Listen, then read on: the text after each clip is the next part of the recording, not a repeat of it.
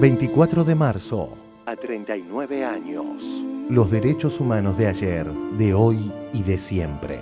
El debate de modelos. Se comunica a la población que a partir de la fecha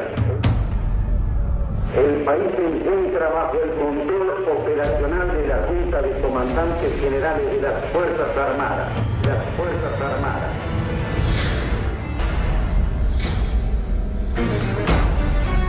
Así como extremar el cuidado en evitar acciones y actitudes individuales o de grupo que puedan exigir la intervención drástica del personal en operaciones.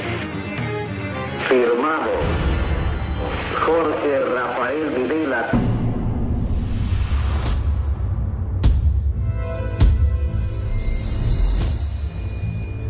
Yo quisiera cerrar este encuentro con alguna reflexión, justamente por tratarse de esta síntesis hecha entre un futuro que se cierra, entre un pasado que se cierra y un futuro que se abre. No sentirse defraudado porque dice, si acá ¿dónde están las elecciones? No sentirse defraudado porque no lo van a encontrar, no lo busquen, pierden tiempo. Se abre, señores, un nuevo capítulo en la historia económica argentina. Para dar paso a la liberación de las fuerzas productivas. Argentina, bocado deseado por la subversión internacional. Ahora tiene para elegir. La inversión extranjera como la financiación externa es la complementación. Al excelentísimo señor presidente de la Nación, damos la seguridad de que en el campo se valora vuestro esfuerzo en toda su dimensión.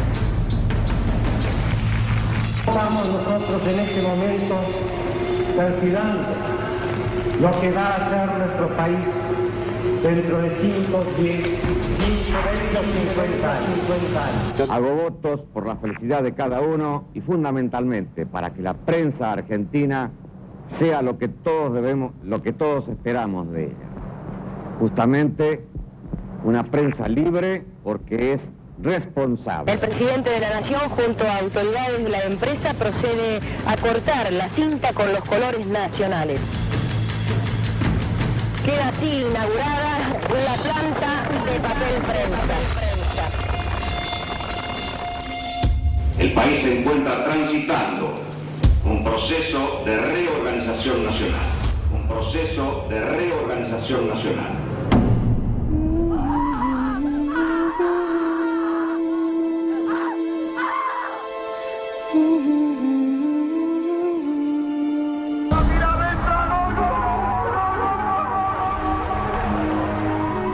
Pocos metros del Estadio Monumental estaban aullando los presos bajo torturas. ¡El mejor mundial! ¡Organización extraordinaria! Y a pocos metros se les metían inyecciones, los envolvían en bolsas para tirarlos al mar y que se los comieran los tiburones.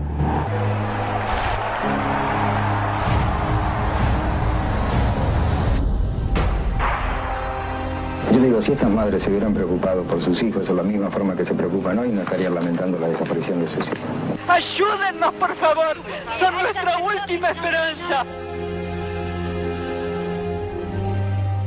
Y nos sentábamos todas en esos bancos redondos que pusieron.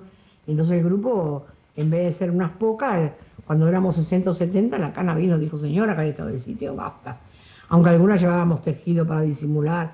Esas huevadas que hacíamos las madres, que la verdad teníamos una ingenuidad, pero impresionante, ¿no? Ir a tejer creyendo que los tipos van a creer que tejían. Entonces hacíamos unas caras que ya cuando nos veían por la calle sabíamos que nos faltaban los hijos. Entonces mandaban a la policía, circulen, que hay estado de sitio, no se puede hacer reuniones. Circulen de a dos. Ellos nos empujaban a caminar. Vamos, señores, circulando, por favor, vamos, circulando. Y nos agarramos de a dos y pusimos a caminar. O sea que casi la marcha la creó la policía. Yo acá, como todos los años, con mis compañeras, las abuelas, las madres, los familiares, para tener presente en la memoria esto que es una fecha nefasta y con el objetivo no de venganza ni de odio, ni mucho menos, sino de que la memoria no se pierda. Con Ciudadanos, votemos mañana para consolidar una Argentina en paz y en libertad.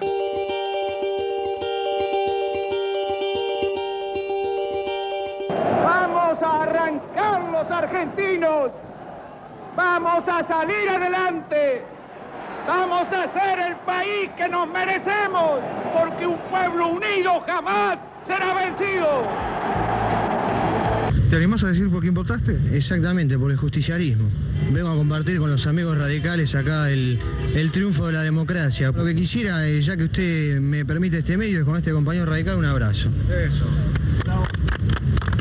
¿Cómo fue el 24 de marzo, el primero de ellos, de los tiempos de la democracia? Se ha deshecho y desarticulado el aparato productivo de la nación a través de lo que se llamó la apertura irrestricta de la economía en una actitud suicida e irresponsable. ¿A qué estamos desafiados los argentinos? Es necesario poner en marcha una empresa de todos que cambie el actual estado de cosas y logre en definitiva que cobremos fuerza conjuntamente con nuestros hermanos de América Latina para ser protagonistas en las decisiones del mundo, en el campo internacional. Un día tan importante porque venimos, por un lado, a vivir o revivir el dolor que significó el 24 de marzo del 76, ese golpe de Estado que nos abrió las puertas al infierno. Y por el otro lado también a vivir la alegría de haber clausurado esa etapa con el retorno democrático en 1983 y con todos los avances que tuvimos en materia de derechos humanos. La Argentina fue un ejemplo. Quiero utilizar una frase que no me pertenece, porque pertenece ya a todo el pueblo argentino. Señores jueces, nunca más. Y por eso la democracia se apuntaló y se afianzó a partir de ejercitar memoria, verdad y justicia. Más allá del cuestionamiento y del renunciamiento que por lo menos para mi generación implicaron las leyes de punto final y obediencia debida, creo que el juicio a las juntas y la CONADEP fueron lo que permitieron que realmente en la Argentina hubiese un camino distinto al resto del mundo en la reivindicación de justicia. He firmado los decretos donde indulto a muchos militares y muchos civiles.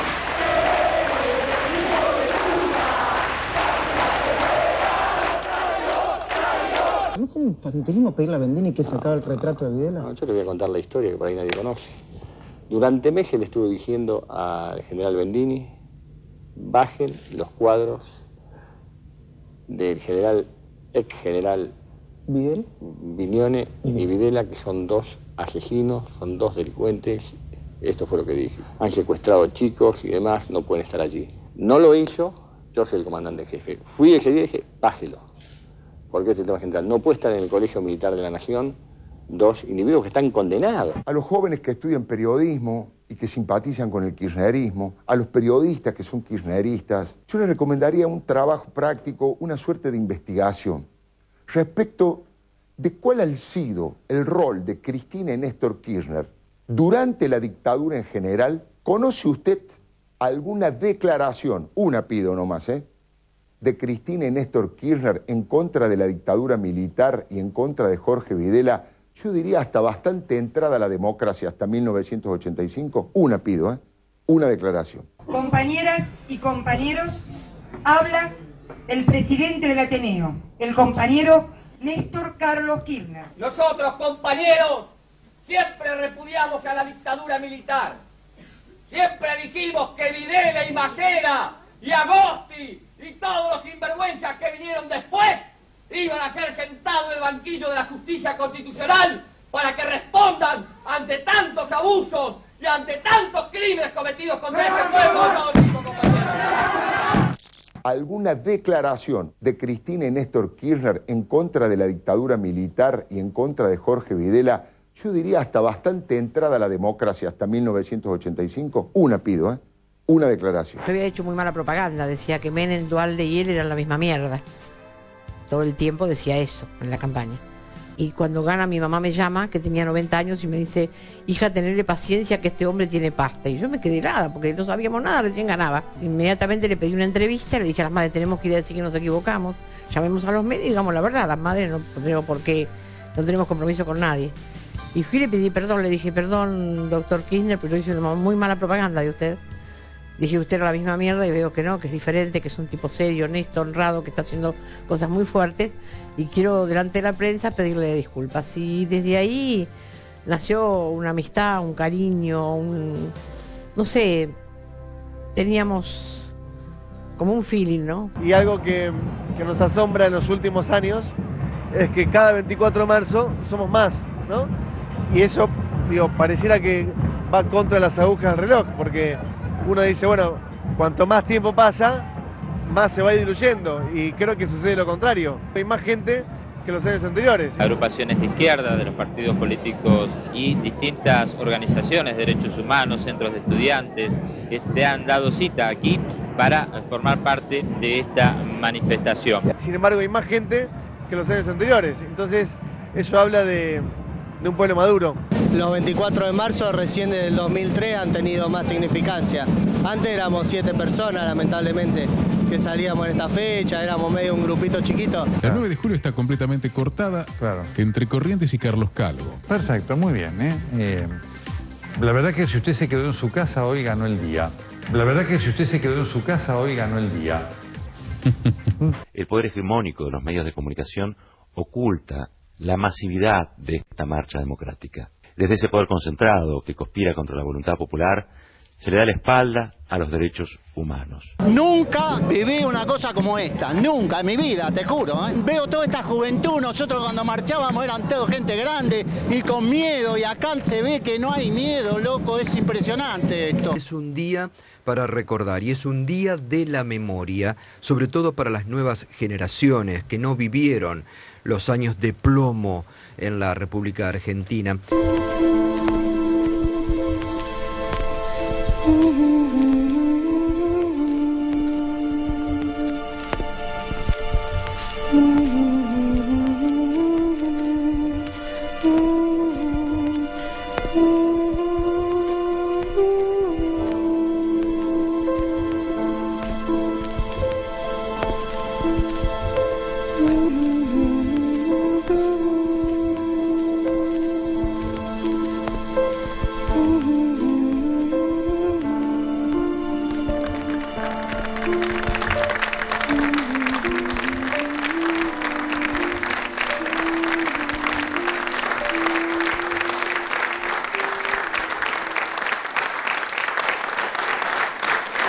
Muy buenas noches, bienvenidos aquí a 678. Ya que estamos en otro 24 de marzo en Democracia, y lo vamos a compartir con mis compañeros, con el señor Moca, buenas noches, con la señora García, con el señor Dante Palma o Di Palma, como quieran llamarlo. No, y también... Palma. Dígame Palma, por favor. A mí me gusta, digamos, cosas deportivas. Y la señora Nora Beiras. Y nos visitan, como ya lo habrán visto por allí, el señor Carlos Heller, que es diputado nacional por el Frente Nuevo Encuentro, es precandidato a la jefatura de gobierno de la ciudad de Buenos Aires por el Frente para la Victoria, y también es integrante de esta nueva comisión bicameral que va a estar tratando el tema de la fuga de capitales, ahora que lo hemos visto con el HSBC, a ver si podemos recuperar algo de toda esa guita que se ha ido. Pero bueno, veíamos este día, este 24, con decenas de miles de personas en la plaza. Ahí estaba Cabandía, que decía que más tiempo pasa, más gente va. Sí, lo charlábamos antes con Nora, antes de empezar. Yo creo que una de las primeras cosas a destacar es esa, que crece la cantidad de ciudadanía que participa de este momento, que para los que lo vivimos, lo hablábamos también con Moca antes del programa,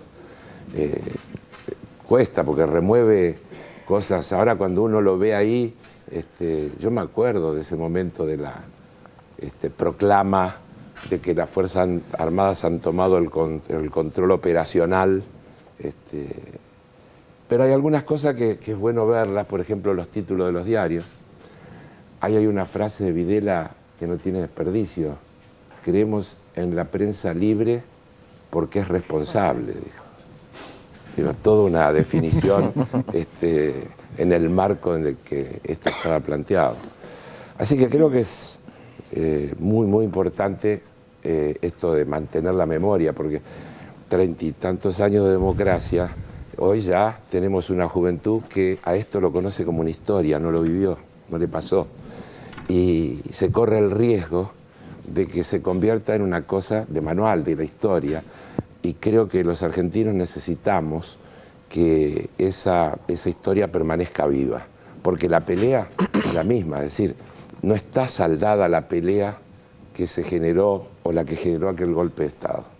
Los intereses económicos son los mismos, los medios de comunicación son los mismos, entonces tener fresca la memoria permanentemente seguramente ayuda a cumplir los otros objetivos, el de la verdad y el de la justicia. Sí, señor. Moca, ¿qué te pasó hoy? Sí, me quedé también con esa frase que me parece la principal del informe, este asunto de que cada vez va más gente. Y leyendo los comentarios de que en los diarios de más circulación salieron hoy a propósito de la fecha, me encontré con gente que reclama porque no está de acuerdo con que sea feriado, ¿no? Y feriado puente. Yo creo que el feriado está justificado por la experiencia que hacemos cuando la plaza se llena. Y la queja en general remite a una cuestión que a veces se dice expresamente y a veces se insinúa, que el gobierno politiza la memoria del 24 de marzo. Y yo creo que es el gran mérito histórico, no solo del gobierno, sino de todos los que llevaron esas banderas cuando éramos poquitos, los que reclamábamos por la memoria, por la verdad y la justicia. Y me parece que politizar significa esto que insinuaba, que decía Carlos, en el sentido de que el 24 de marzo no fue un problema, no fue una cuestión moral de un grupo de locos asesinos desbordados. Fue un plan, fue un programa de reestructuración no solo de la política, sino de la economía. Principalmente de la economía. Principalmente de la economía, pero también de la política, ¿sabes en qué sentido? En el sentido de desmovilizar y escarmentar a los grandes actores sociales que desde la década del 40 habían puesto a la Argentina en otro rumbo. Es decir, el ataque al movimiento obrero, el ataque al movimiento estudiantil, el ataque indiscriminado a los partidos políticos, el ataque al Estado por improductivo y por inferior a cuanto producía la empresa privada. Todo eso fue un ataque... La silla rota. La silla rota, un ataque programado que todavía en grandes sectores de la sociedad tiene una influencia cultural que estamos empezando recién a desmontar y a equilibrar. García. Las cifras de los juicios: 563 condenados, 50 absueltos y casi 900 procesados. Entre los absueltos, las últimas sentencias de la semana de la falta de méritos contra empresarios y dueños de medios, Blaquier, Mazot, Botinelli de la revista Para Ti. En los últimos 9 años se dictaron 136 sentencias, 31 están firmes, hay 16 juicios en curso y 120 causas que esperan debate. Más de la mitad de los imputados está detenido en cárceles comunes y un 40% permanece en prisión domiciliaria, los prófugos son 45. Pero si hablamos de la parte económica, yo creo que todo esto que estamos contando, este piso tan elevado, ¿no?, de los últimos 12 años de sentencias, condenas, procesamientos, inclusive el cuestionamiento sobre algunas absoluciones, provincias en las que no se podía iniciar un proceso como Mendoza, donde hace 2 años se inició el juicio y la condena por la desaparición y asesinato de Francisco Paco Urondo, por citar un emblema, o en Jujuy, donde no había manera de iniciar un proceso a pesar de la falta de mérito dictada al empresario Blaquier. Ese piso elevó y se empezaron a plasmar otras visibilidades que estaban presentes en el discurso de la hermosa y colectiva multitud en la plaza, y tiene que ver con la complicidad cívico, militar, eclesiástica, la complicidad de los medios de comunicación y la fuga de capitales. Y seguramente lo podemos ampliar luego, pero en 1975 había 5.000 millones de dólares de fuga de capitales. Cuando terminó la dictadura se había multiplicado por 6. 32.000 millones de dólares. En 1989 era de 42.000 millones de dólares, y cuando terminó el menemismo, y esto habla de la continuidad simbólica de la dictadura durante el menemismo, la fuga de capitales era de 92.000 millones de dólares. Esto también habla de la construcción de la democracia, del poder económico de la dictadura y de la desmemoria. Hoy los diarios Clarín y La Nación no pusieron en sus tapas, como siempre. Por ejemplo, el año pasado hubo una pequeña mención de Clarín. hablando de la división de las 2 marchas, etcétera, en la Plaza de Mayo. Pero hoy Clarín y La Nación no pusieron un solo título a 39 años del golpe de 1976. Yo creo que, por supuesto, eso no es inocente. No creo que no tengan memoria o que la hayan perdido, como hoy a la mañana decía, sino que es intencional. Pretenden una sociedad deshistorizada, desmemoriada, que no contemple eso porque ellos son cómplices justamente con su capital económico de la complicidad y los delitos de lesa humanidad. ¿Verdad? Sí, hay un signo de los tiempos que tiene que ver con cómo son pensados los derechos humanos, porque si vos pensás el origen de los derechos humanos e incluso también lo que fue la política de derechos humanos en Argentina, siempre aparecieron como límite frente al Estado. ¿Sí? El Estado avanzaba sobre las personas y a partir de eso, especialmente de lo que fue la Primera y la Segunda Guerra Mundial y el avance de los totalitarismos en los estados, aparece en 1948 la Declaración, además de que, bueno, que esto venía de una larga tradición, pero en 1948 digamos que se positivizan esos derechos humanos. Pero ¿frente a quién? Frente al Estado. Y en Argentina también, obviamente, tenían ese rol. Ahora, ¿qué pasa cuando es el Estado el que adopta como política los derechos humanos? Ahí ya no hay una oposición de los derechos humanos frente al Estado, sino que el Estado toma esa bandera. Entonces ahí el rol que juegan los derechos humanos es distinto, es propositivo, no es negativo en el sentido de estar poniendo todo el tiempo límites, sino que va hacia adelante. Y en ese sentido es que me parece que la política de derechos humanos a su vez genera una ampliación de derechos. Y podemos pensar que, los derechos humanos son mucho más que aquello que nos decía la tradición liberal, y podemos pensar incluso también en términos de derechos sociales, derechos culturales, etcétera, etcétera. A ver, ¿verdad? Sí, creo que estar en la plaza, la verdad que es conmovedor siempre, ¿no? Y en esta plaza en particular, hablo en primera persona porque es la experiencia que sentí, que viví, que me conmoví, es esta comprobación de las varias generaciones que se suceden y se acompañan en esa toma de conciencia.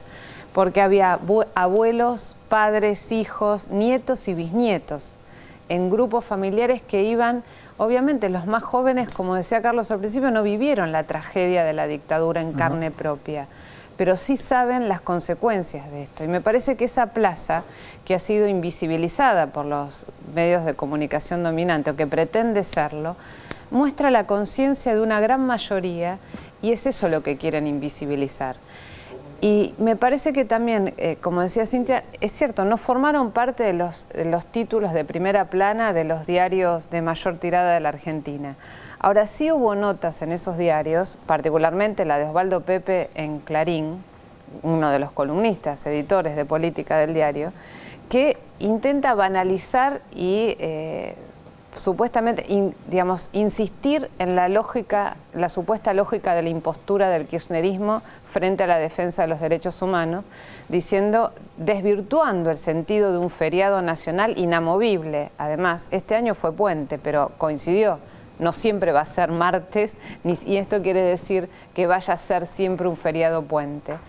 Pero me parece que lo que no pueden tolerar en una lógica de absoluto intento de negación de lo mucho que se ha avanzado, es eso, es esa toma de conciencia, porque se avanzó mucho en el juicio para identificar y condenar a los culpables como ejecutores militares y cómplices civiles, muy poquitos. Sí. Solo Smart en la provincia de Buenos Aires. Ahora, falta todavía, y las resistencias son muy grandes, y ahí sí juega también la corporación judicial con todo su poder, avanzar en esa complicidad de los civiles. Mañana Vanoli va a difundir los documentos del Banco Central que dan cuenta de cómo operaban, cómo el Banco Central era un instrumento para llevar a la práctica una política económica cuyas consecuencias estamos todavía viendo. La vigencia de una ley de entidades financieras que está vigente desde la época de Martínez de Oz muestra a las claras hasta dónde ese poder tiene permanencia en el tiempo y lo difícil que es modificar ciertas cosas. Entonces me parece que esta toma de conciencia de tanta gente movilizada, con alegría a pesar del dolor, con la posibilidad de haber metabolizado ese dolor en la medida que hubo juicios, que hay justicia y que se puede avanzar en saber que eso realmente nunca más pueda ser posible en la Argentina. Esto es lo que no soportan determinados los grandes factores de poder permanente, que son los que apuestan sí a mostrar la marcha de los paraguas como la movilización más grande de la democracia, como han escrito columnistas de los diarios más prestigiosos de la Argentina, mientras no dicen nada de esto. Y el único título, por ejemplo, que hoy anticipaba Clarín, por lo menos en la versión online, era 2 marchas por el 24 de marzo, el gobierno minimiza la posibilidad de incidentes.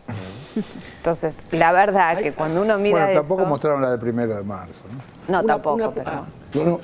Un apunte chiquito porque me tengo que ir, a lo que decía Nora del Banco Central. Es muy probable que nos enteremos, aunque ya lo sabemos, pero que esté rubricado, el entrecruzamiento de acciones económicas de concentración y de usurpación con crímenes. Esto es muy interesante porque a veces se separan las dos cuestiones. Muchas veces los crímenes fueron vehículo para producir acciones económicas. Hay un reportaje a Martínez Dios del año 95, pleno menemismo, que no tiene desperdicio. Creo que se lo hizo Felipe Piña. Del tipo dice, nosotros no pudimos hacer lo que teníamos que hacer porque nos faltó legitimidad. Los gobiernos elegidos por el voto popular, si están ejercidos por gente que tiene la decisión necesaria, tienen la legitimidad para hacer los cambios que hacen falta. Lo dice así tranquilamente. Digo por esto de golpe cívico-militar. Buscalo, no tiene desperdicio. Me viene bien, aparte de esto que dice Heller, porque ahora vamos a ver un informe sobre el debate de modelos, que vamos a seguir charlando sobre esto y vamos a seguir charlando sobre Martínez Dios y cosas que parecen viejas, pero están vivas acá a la vuelta en algunas covachas que tiene esta gente. Vamos al informe. 24 de marzo, a 39 años, la vigencia del debate de modelos. ¿Quiénes son los que impulsan para que aparezcan los militares? Los militares no llaman a Martínez de Oz, es al revés. Martínez de Oz es el representante del poder económico, del establishment. Hemos dado vuelta una hoja del intervencionismo estatizante y agobiante de la actividad económica para dar paso a la liberación de las fuerzas productivas. Bueno, este tema es una bravía defensa de la industria nacional y se llama José Mercado. José Mercado compra todo importado. Lleve a colores síndrome de Miami. Antes la competencia era insuficiente. Teníamos productos buenos, pero muchas veces el consumidor debía conformarse con lo que había sin poder comparar.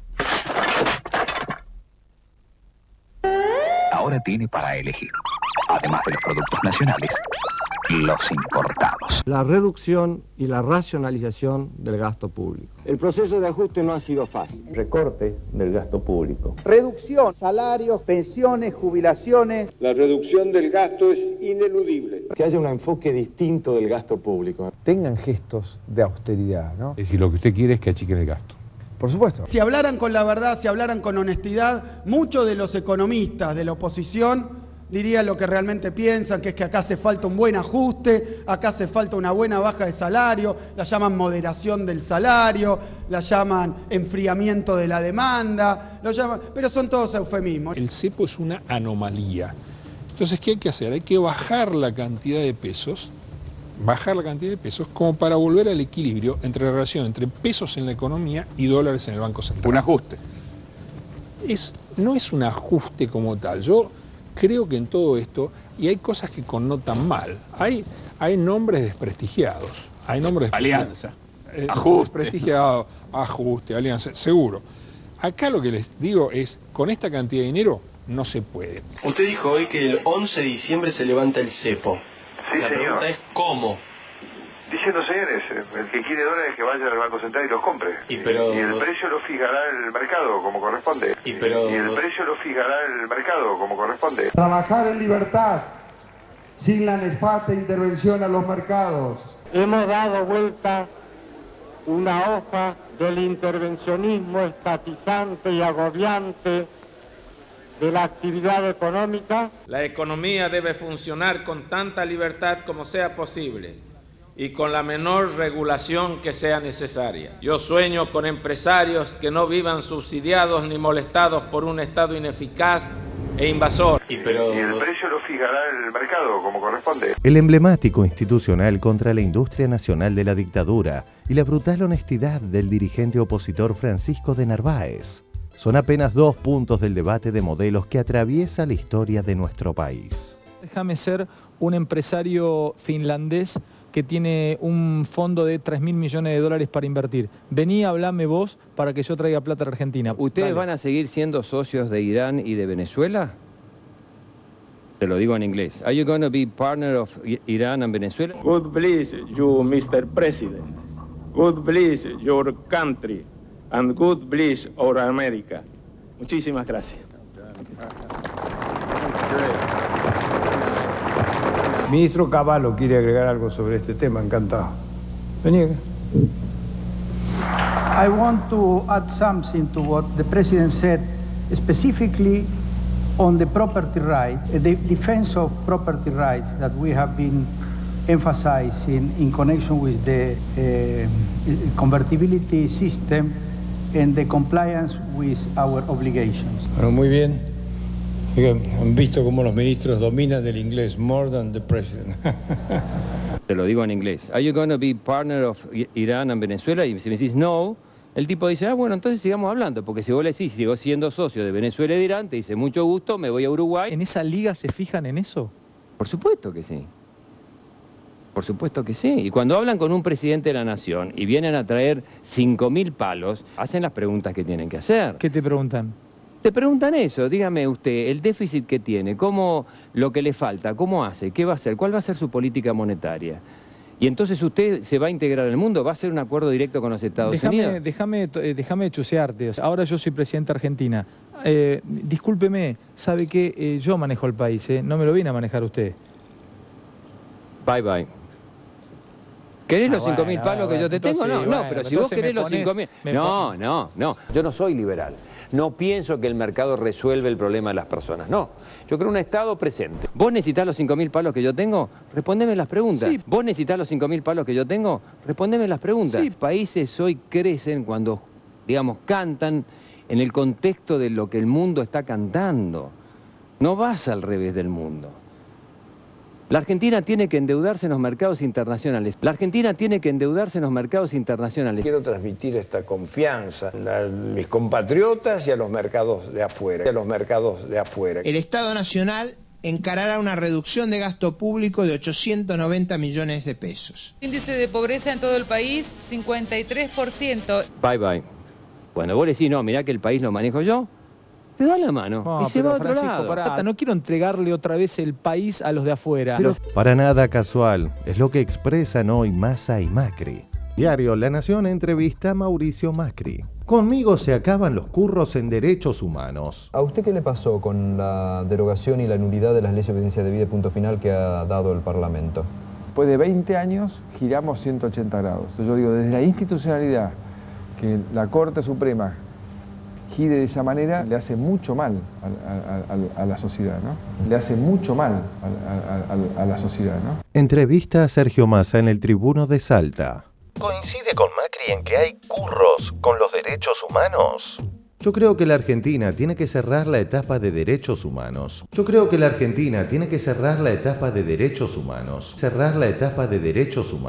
El gobierno pone sobre la mesa algunos derechos humanos, pero se olvida de los derechos humanos que no puede resolver. Y en sintonía con sus candidatos, Clarín y La Nación, De aquella complicidad con la dictadura. pasan a estas tapas de hoy en que ignoran el aniversario. Clarín en la tapa de hoy, no. Griesa, Boca, no, nada. En el diario La Nación, 24 de marzo, no, acá no. Cada 10 días una cadena nacional de la presidenta, acá tampoco, no, nada. Tuit de Ari Lijalad. 39 años después, donde vemos un día de memoria, ellos ven un problema de tránsito. Pantalla congelada de TN. Vivo la 9 de julio. Tapada de micros. Nos vamos ahora a la 9 de julio. Volvemos a nuestro país con la información porque hay una manifestación, en realidad 2 actos que se van a realizar en el día de hoy. en Plaza de Mayo, mucha militancia de la Cámpora rumbo a la Plaza de Mayo, como pueden ver, con distintos micros que han llegado desde distintos lugares del país. Bueno, empiezan a llegar los manifestantes por este 24 de marzo. Sí, es así, y vos fijate toda la gran cantidad de micros que hay totalmente estacionados a la 9 de julio, por eso recomendamos evitar 9 de julio en todo su trayecto. Recomendamos evitar 9 de julio en todo su trayecto. A 39 años del golpe, ni Clarín ni La Nación nombran una sola línea en su tapa sobre el día de hoy. Hay que leer lo que escribían el 24 de marzo del 76.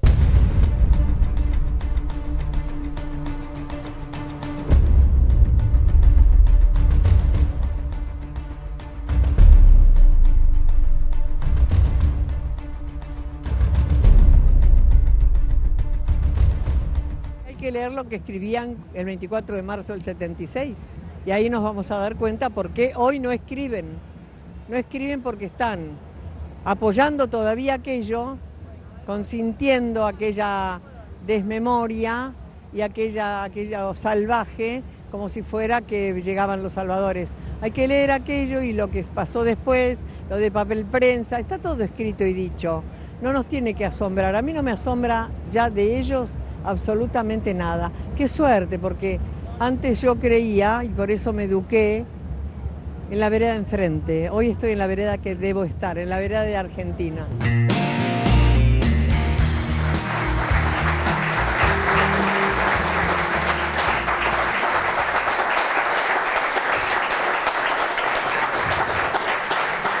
Bueno, muy bien. Yo no sé si es un exceso de entusiasmo mío, pero esto habría que pasárselo a los chicos, ¿no? ¿Cuánto dura el informe? Muy bueno. 7, 8 minutos. La verdad que los felicitamos a la producción. Bueno, hoy no cuentan que hay justicia para los desaparecidos y ayer no contaban que desaparecían. Hay como una coherencia ahí. Sí. La verdad es difícil agregar, ¿no? Es muy abarcativo el informe y creo que focaliza perfectamente de lo que se trata, que es un poco lo que veníamos hablando en el bloque anterior. El golpe tuvo claramente la intención de, vía la instauración del terror, crear las condiciones para desmantelar el aparato productivo, para abrir la economía a la entrada de importaciones, para abrir el proceso de endeudamiento que nos trajo hasta aquí. Y a mí lo que se me ocurre es, viendo todo ese desarrollo, que es lógico que se estén dando las alianzas en el terreno político que se están dando en este momento. Porque esas alianzas políticas tienen que ver con las coincidencias que se han mostrado alrededor de las cuestiones centrales. Si revive Alfonsín, se muere en el acto y escucha las cosas que dicen hoy los referentes de la Unión Cívica Radical. Entonces, de Macri no hay nada que sorprenda, porque Macri creo que es el campeón de la coherencia. Dice siempre lo mismo. Dice siempre lo mismo. Yo dije estos días, Macri acaba de cometer un sincericidio, uno más, anunciando que si llegara a ganar, el primer día hace un ajuste brutal. Porque eso que algún desatento o mal informado puede no darse cuenta, cuando él dice, abro todo, que vayan a comprar dólares y qué sé yo cuánto, lo que está anunciando es una devaluación brutal, una brutal caída de los salarios, etcétera, etcétera, etcétera. El tipo de cambio administrado que este gobierno lleva adelante es imprescindible justamente para proteger la industria nacional, es imprescindible para que las importaciones entren a un precio razonable y se puedan pagar, es imprescindible para que podamos seguir cumpliendo con nuestras obligaciones externas. Y si con esa sola medida Macri produciría, insisto, un enorme y brutal ajuste. Sus asesores le salieron a decir, no, va a ir despacito. Ustedes saben que no, yo creo que lo va a hacer de un saque, porque es su manera brutal. Ahora, es el mismo que dijo, che, vayan y páguenle a Griesa, arreglen, siéntense y paguen. Mirá si le hubieran hecho caso. Entonces, de eso estamos discutiendo. Y se quejaba ahí de la derogación de las leyes de obediencia debida. O sea, eso viene en un bloque. Es una cosa y la otra. Me faltaría decirte una cosa, porque es el alcalde de esta ciudad donde estamos nosotros. Si se devalúa, como él promete, todos los porteños vamos a ver incrementada la deuda de la ciudad y por lo tanto los impuestos que vamos a tener que pagar, porque Macri ha endeudado a la ciudad de Buenos Aires en dólares y para pagar esos dólares necesita recaudar pesos vía impuestos. Claro. Si hacen falta más pesos para juntar esa cantidad de dólares, la van a pagar, lo vamos a pagar los ciudadanos porteños, que vamos a sufrir un fuerte aumento impositivo adicional al ajuste del país. Un genio, ¿eh, Moca? Sí, yo creo que el informe tendría que haber tenido un mensaje inicial que dijera que iba a haber escenas de cipallismo explícito. Porque la verdad es que la intervención de todas las intervenciones, la verdad que coincido con el mérito del informe, pero la intervención de Narváez creo que es de un nivel de didáctica en el cipallismo que pocas veces se ve. ¿Qué hace usted si viene un empresario extranjero o un dirigente estatal extranjero para acordar determinados créditos? Y bueno, lo que hago es lo que él me diga. Claro. Lo que hago es lo que él me diga. Es muy difícil encontrar eso. Yo creo que a veces la impunidad con lo que estos tipos hablan, con gente que los ayuda, que les tira pases, que consienten con las brutalidades que encaran, los hace perder ciertos frenos, cierto autocontrol de que hay cosas que se pueden pensar, y todo el mundo sabe que de Narváez piensa así, como sabemos que Macri piensa así, porque además lo dice siempre, pero a lo mejor un buen asesor de campaña electoral le diría: de Narváez, no, eso no hay que decirlo. O Macri, eso hay que hacerlo, lo vamos a hacer, pero no hay que decir que se hace el primer día, porque queda muy como Menem.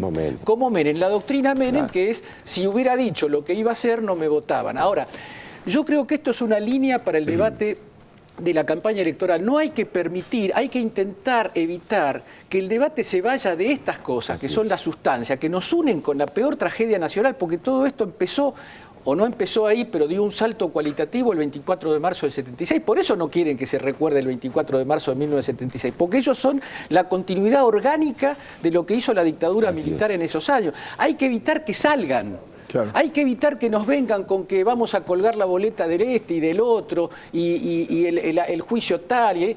Hay que poner este debate en el centro, y ese debate es el que tiene que decidir el voto, porque si no nos van a embromar con falsos dilemas y van a volver a lograr, eso lo vamos a evitar, pero es el peligro, esa legitimidad que Martínez de Oz proclamaba que tenía Menem y no había tenido Videla. Ese es el gran riesgo, que se vuelva a tener una legitimidad democrática para destruir al país como se hizo en esos años.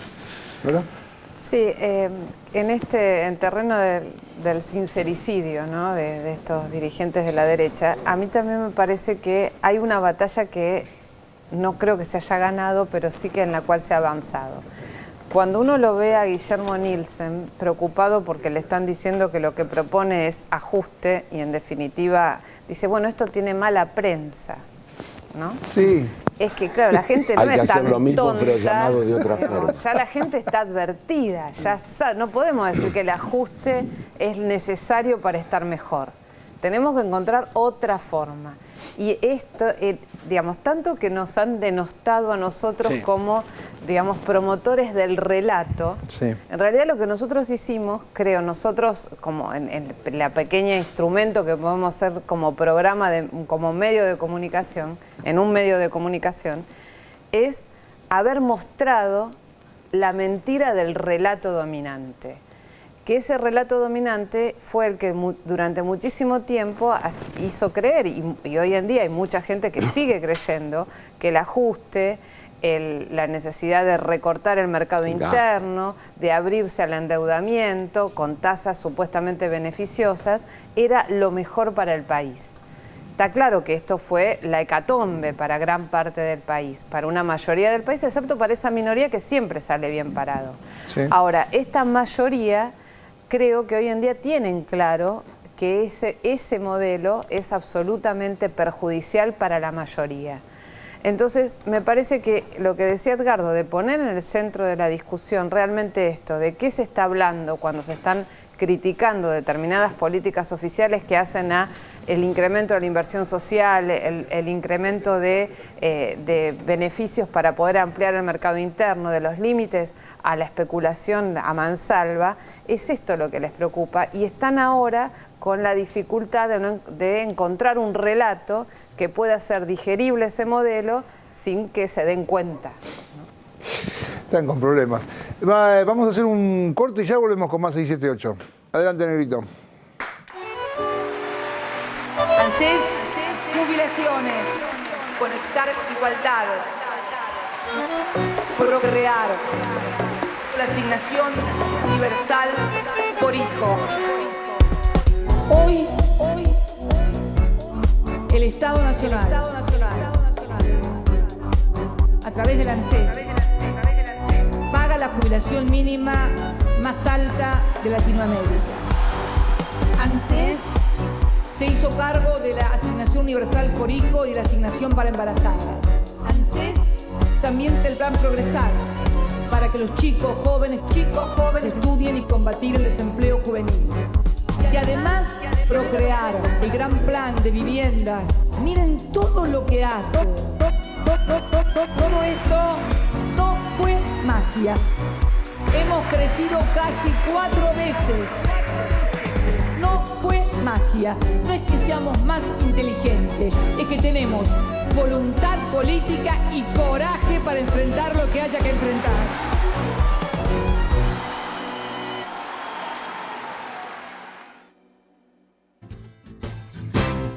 Bronca cuando ríen satisfechos al haber comprado sus derechos.